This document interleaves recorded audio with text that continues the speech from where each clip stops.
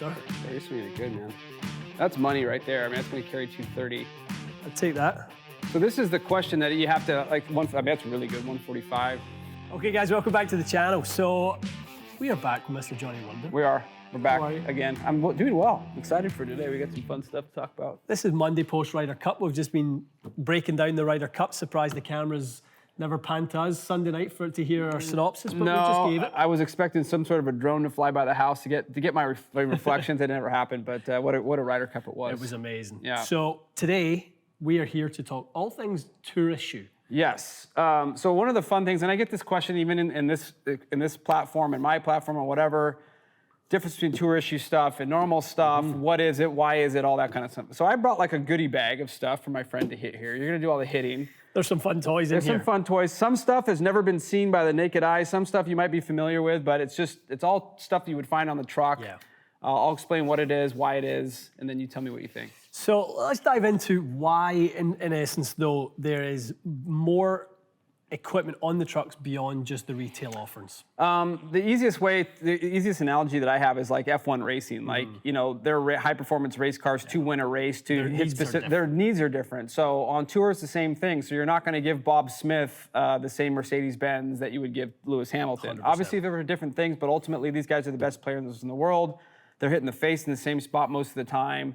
They need to support a certain shot shape, spin rates, all this stuff. So yes, I mean, when you're that good, you're going to get a little extra, and I don't want to call it help, nuance. You're going to get a little more nuance, and that's what the tour issue equipment is for. Is just to, if a guy wants to hit a draw, you're going to make sure he has enough spin in that head to give him the draw. If he wants a certain look, he's going to get that look. Why they don't do that at retail is because there's 150 tour players and 25 million other people that play golf. So that's why. People, I think I've read online, and ever since really the sort of the ability to replicate these products and make so many of them has been going on, that people think that the tour players really get the best stuff. Their heads are hotter, they go farther.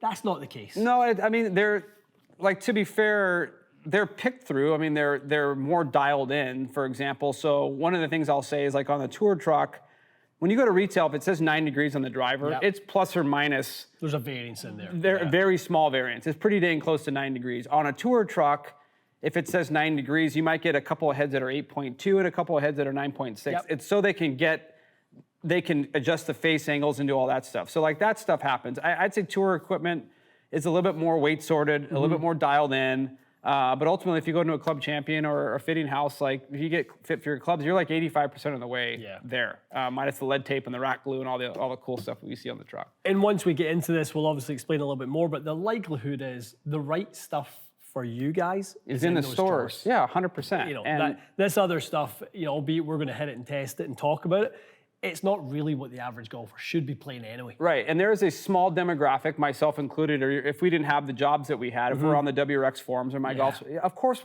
we can hit the tour issue stuff, but it's just harder for us to get, and rightly so. It's just, I've always said about tour issue, if you want it bad enough, you can get your hands on it, you just got to hunt for it, but it's not something that the normal 10 handicap needs, so why would we support something where, you know, most guys wouldn't be able to hit or get in the air, so. Okay, so you're going to start with what we would call, it says X21, there's a diamond on there. The reason why there's a diamond is more for a quality control thing. Some of the faces are thinner on some than others. Okay. That was the second run of heads they did on that head. So that head was designed to blend in with the original TCBs. It was also designed to sort of marry up, that's when we signed Rahm, to sort of compare and mimic the utility irons that he was in when he was with TaylorMade. So that's what that is. Okay. It's got a little less offset, very little bounce on it. If you can look at the sole, there's like 0 degrees of bounce. You know, Rahm likes to hit down on it. He's a little bit steep, so they made that for him. Okay. Is this one that has been in your bag? I mean, that one's mine. The story behind how that got to my house is they built that for Sam Burns at the Open at St. Andrews. And he hit it once and hit it right. And he went, no. Kind of threw it to me and was like, do you want it? I'm like, I'm not going to hit it, but I'll keep it. So I just have had it ever since. Good start there. And I think that's why people would carry these types of utility iron shade up, because honestly, we'll see it in the strike. I never actually hit that It was a bit better than I thought it was. I felt it was a little bit in Off the heel? Yeah, that's really the way it felt for me. I mean, 3,300 spin, 140 ball. I mean, I'd say from a ball speed, I mean, I think if you juice this one, you could probably get it in the mid 140s. For sure. That was pretty comfortable there. Yeah. That wasn't pushing anything. But yeah, I mean, flight-wise, and you know, it still had 97 feet of peak height, J-Dub. Yeah, 13 launch at 3,300 spin. Like, I mean, you do it on a golf course 14 times. Like, you're pretty excited about yourself. 100%. Better. Boy, you're swinging it good, man. That's money right there. I mean, that's going to carry 230. I'd take that. So this is the question that you have to, like, I mean, that's really good, 145. And I think we could probably move on to the next one. I mean, as you can see, obviously the head's solid. It feels good. Feels good. It's good build. Everything's good about it. But, like, what you would probably want to investigate more on the golf course, and you're more than happy to take that with you, is turf interaction. Right. Off a tight lie, is it too little bounce? You need a little bit more help down there. There's a lot of different things you'd have to answer because of how you may use that club. You might want to beat down on it, hit it low. Could be an off the tee thing. So off the tee, I wouldn't touch it. Yep. But those are the questions you all have to ask yourself when you're choosing a UT iron. So on tour, a lot of guys did that in like a 22 degree because it replaced a 4-iron. Right. So they needed, you know, to address the bounce and all that stuff. Some guys would take, you know, add a couple degrees of loft or take a little loft off depending on what they needed. But yeah, I would exactly. I would create in this scenario. That to me is us creating our baseline. Then you're going to go through the repertoire shots. Is it limiting in its offering to you? Like you said, is the bounce something that stops you maybe hitting the steeper one with the less bounce, getting too much into the turf, right? You start to play with There's a point of diminishing returns, getting too steep and hitting too far down on it. That's it. Yeah. Whereas like right now, I think my first 3 angles of attack were like 0, 0, and then almost a degree down. So I'm really hitting this at the bottom of the arc and not really messing too much with the turf on a baseline shot. That'll never do what 5-wood does for me. No. Okay, let's move into 5-wood. Okay, so we're gonna move into a 5-wood. We're gonna move into some Rahm product. Okay. So this is the Paradigm Triple Diamond T. I think we did a video before. That's my actual gamer 5-wood. If you follow the forums or anything like that, you'll see that Jon Rahm has a very specific 3 and 5-wood that he's had since he joined Callaway. But that is not a new design by any stretch. Having that much camber in the sole, that's an old school idea. Very old school. They just put modern tech in an old school idea, and he likes it because he can hit down on it, he can spin it, and it's not a very low spin head. Yeah. So he's the only time we'll have to adjust that style head for him is put weight in the back to get it to spin a little bit more. A little bit more. Yeah. I mean, the thing with Rahm and obviously his sort of flexion of the lead wrist that causes him to lean the shaft and de-loft it. If you give him a shallow head, he hits it too high in the head. Correct. And just, then it gets too hot. Then it gets, exactly. The spin becomes inconsistent, etc. So obviously raising the profile of the head, he can then hit it in the CG where the strike's intended for. So yeah, this is wildly different. Yeah, so where people would see that technology on the shelves is in the Apex UW. Right. So the spin profile of that head up and down the face where it stays pretty consistent from top to bottom is the same thing which makes Apex UW so good. Yeah. Same idea. Okay. All right, let's hit a few with this guy. Oh, yeah. The only thing that we won't get inside that we would get outside is the turf interaction. Exactly. Like, that's pretty much it. So quite a similar carry number to the UT, but how it got there was very different. Ball speed up 5 miles an hour versus my best UT. Spin rate up about 700. Launching it lower. You know, if we're looking at that going, well, why is it behaving the way it's behaving? The center of gravity on this is higher because of that deep face that Rahm likes. Yeah, but then you got more weight behind back. Exactly. Yeah. And when you get that CG higher and further back, we are actually hitting the ball. My impact point there is below the CG. Correct. Tilts the loft down, gets the launch down, but kicks the spin up, and gives us that. Which is why guys on a firm course will go to a UT because it chases you're getting more yardage for less carry, and a 5-wood's different. Definitely. A little bit more in the meat of the head, so I'd imagine launch was higher, spin maybe down a little bit, J-Dub. Let's see. So there's your moon ball. So this is giving you that option that the UT just doesn't. It doesn't. You don't have 100. No, no, 100 feet would be a high ball with that UT. Yeah. Yeah, different. So do me a favor. I want you to try to hit a draw. Try to hit that kind of like, because I'll explain something that we did for Rahm. Okay. But try to hit a draw. Okay, so you see the spin number 3289? Yep. When we first started this experiment with him, sometimes he'd get a 3-wood that he'd hit a draw with, either a little pulley or like one of those big tomahawk nukes that would only spin at like 2,600, almost like driver numbers. Right. So we would have to build in spin. Sure.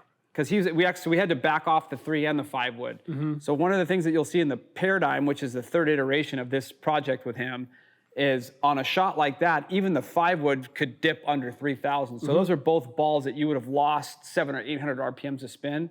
In this case, you probably only lost like 600 RPMs. Yeah. Even that 100 and 200 means a lot. Absolutely. So that when people talk about nuanced, that's little things that we've done for Rahm that may not matter to a 10 handicap, but for him matter a ton. That makes a ton of sense because he's trying to hit shots on specific holes, whether it's Augusta or wherever it might be, but he's trying to hit shapes and he knows that he needs the stability of ball flight, which is what you lose if the spin. We done a video maybe a month or so ago on what does spin give you. Spin gives you control. Well, yeah. Right, and then you lose that spin, you've lost control, and then the curvature can start getting a little bit out of hand. Okay, all right. Let's move on to 3-dog. Sounded good. They're good misses. Yeah. So the biggest takeaway you should take from this is you've seen Ian hit thousands of golf balls on this channel. Yeah. Are you seeing anything like, oh my God, better about tour issue equipment versus no? But that's what people think they're missing out on. And essentially, it's like you're not. You're just it's cool. Like for me, when I used to get my hands on tour issue equipment before I was with Callaway, it had nothing to do with performance. It was just cool. my ego wanted it. The gear junkie in me wanted it. I just wanted it because it was cool. Yeah. That was it. That's it. But there's no unicorn blood in these things, right? No. They're just, they're just a slightly different version of what you have from the stores. Yeah, like this is super straight, but it's definitely. You don't hit it better than the 3-wood you got. I don't know. No. Hear the people in the WRX forums and stuff like that, like, yeah, but there's like, starting lines and faces. It's like, okay. That's like. We get it. I get it, I understand. Dude. Yeah, felt more solid, J-Dub. Spun up a little on me. That was all me. Spun up a little bit, but like. It's pretty good, isn't it? Spinning up a little bit on a miss hit that goes, even with a draw. Yeah. Like those aren't bad. I mean, those are awesome numbers. Yeah, for sure. You lost a little bit on the carry, but you still hit it 250 in the air. That's good. That was nuked. That was the best of the bunch by far, huh? You can just totally change that ball flight. And look at that is low spin. 2,500 spin, yeah. But you can see how easy it is for me to kind of get spin going the other way. I'm someone who delivers quite a lot of dynamic loft. Right. Adding spin's easy for me. Yeah. Taking it off is harder for sure. So this head allows me to do that. So this is the 14-degree head. I play my own 3-wood at 14, basically right at 14.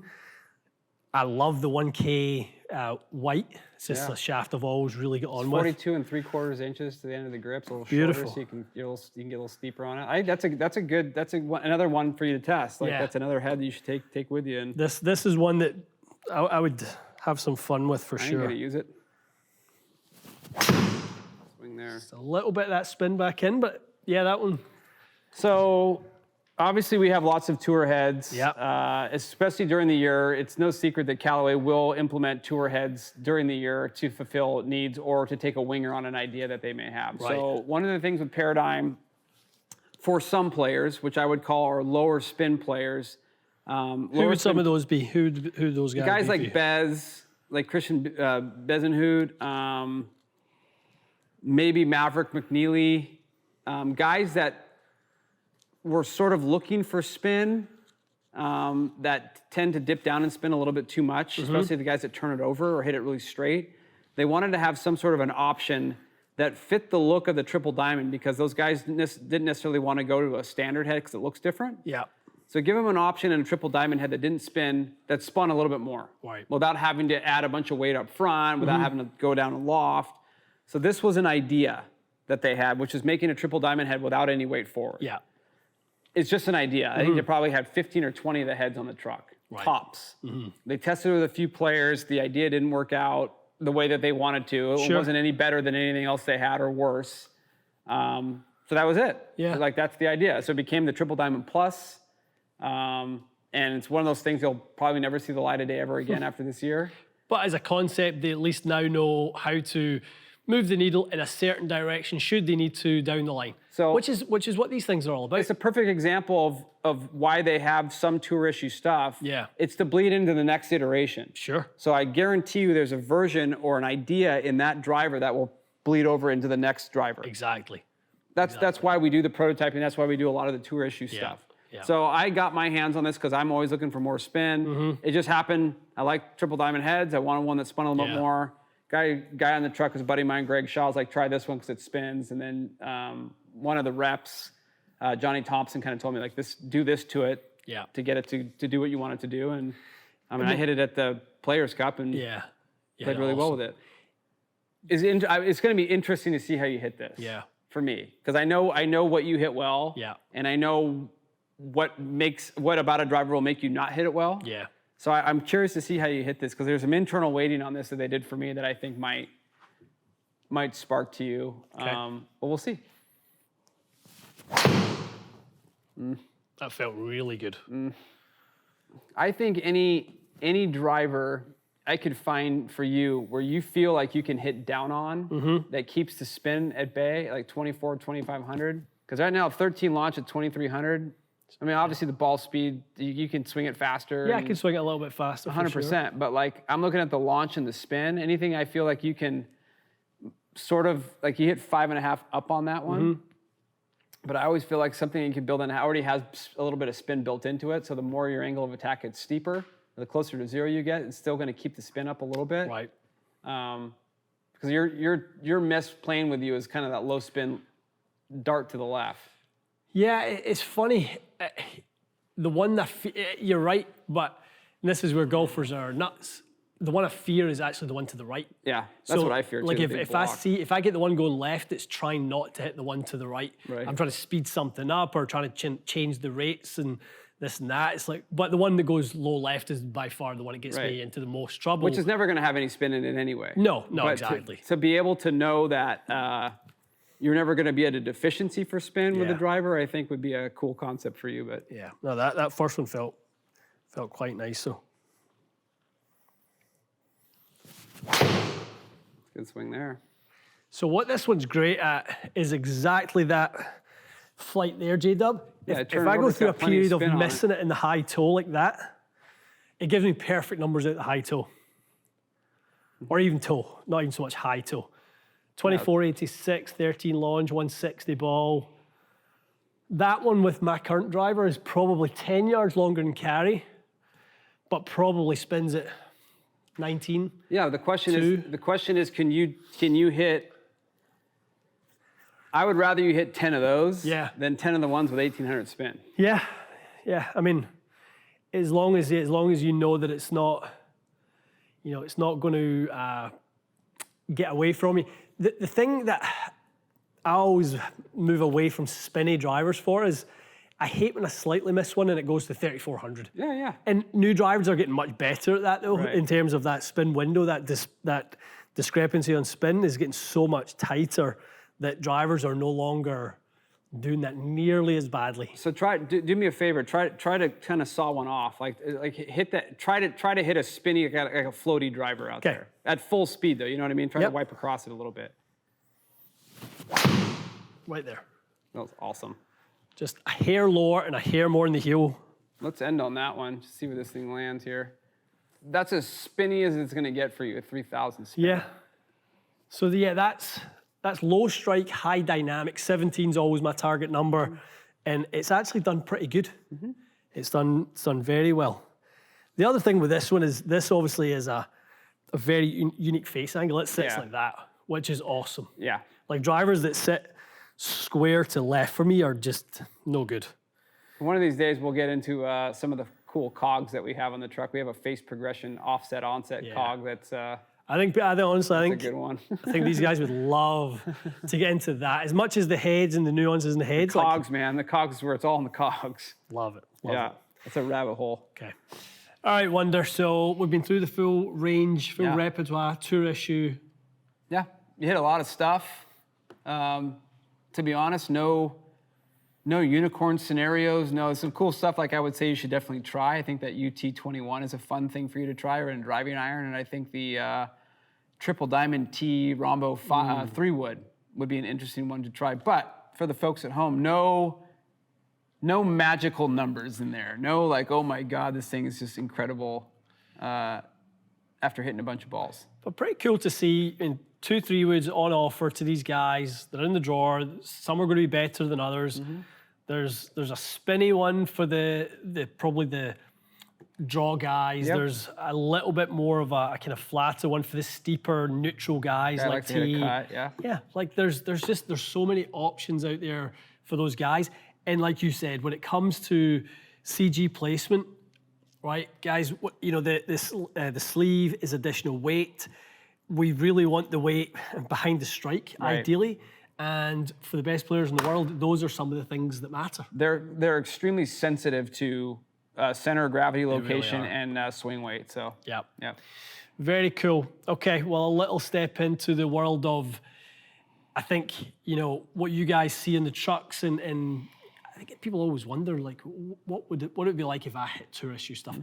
It's really not any better for you. It's not any better for me. The most important thing about all of this stuff is just getting fit for the right stuff. Yeah, just finding something that's dialed in for you, and it's cool. I'm not going to lie to you, like it's cool Yeah, stuff because it it's is cool. rare. You don't It's see it all really the cool to time. But as for performance-wise, you go into a club champion and get fit, and you're going to be pretty damn close to. Yeah, Yeah, you'll find the right stuff especially for if you. you get fit by Ian Fraser. We find a few So I've heard. little gems in the rough from time to Yes, time, we do. J-Dub. We do try. Okay, guys, hopefully this was insightful for all of you who were curious again about the tour issue product. And you said it right. Golf WRX forums, My Golf Spy, Hackers Paradise, Oh, yeah. wherever it might be, like it's rife with this stuff. Oh, the heads are faster, this and that. Guys, they're really not. Johnny said it right. It's more about weight sorting, hand-picked, getting the tolerances the tightest they could actually be. They want face angles, they want face progressions, they want exactly digitally lofted heads. They want all that stuff because this stuff has to be, it has to be exact for these guys. They're precision. Well, look at it from Callaway's perspective. We're giving these guys millions of dollars. We're paying them to play our product. Yeah. We're going to make sure it's as dialed to the nth degree as humanly possible. And every OEM looks at it the same way. So that's the difference between what we'll do for a tour player versus what we'll do for the consumer. But to be honest, again, coming to Club Champion, going to get fit, you're most of the way there. Yeah. You're most of the way there. Reality is coming to us to get fit. We have all these same options. We just have it from different brands. So we have different CG placements. We have different head, face angles, et cetera, But that's why being brand agnostic for us really, really works because it gives us more options. Right. On a tour truck, you just have more options. That's really what it comes down to at the end of the day. Yeah, we have more toys to bend fairway woods Yeah. and the grinding wheels, but it's not that much more stuff than you guys have here, if any. So anyway, interesting. It's cool. Okay, guys, hope you enjoyed this little Golf Geek nerd out session. Total nerd out That's what we session. love. All right, stay tuned for more. We'll see you again soon.